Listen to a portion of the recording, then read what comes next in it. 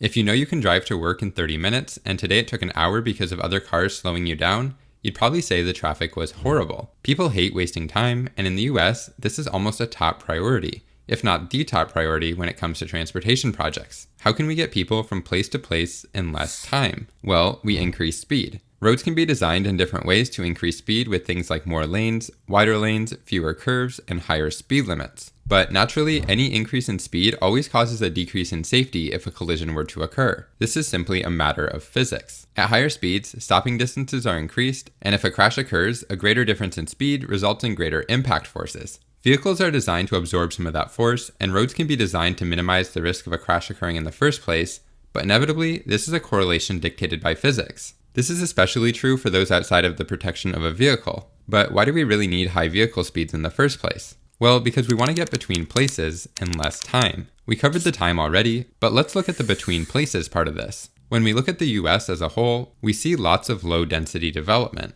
Simply put, density is how close together we build things, whether that be shops, restaurants, or homes. And in the US, things are typically built pretty far apart. The further apart we build things, the more distance we have to travel to get between those places. Therefore, the more we increase the distance between things, the more it's going to increase time to get between those things, unless we increase speed, which of course lowers safety. For the most part, a balance like this is pretty well accepted by society in the US. Less time, more speed, less safety, and more distance between things.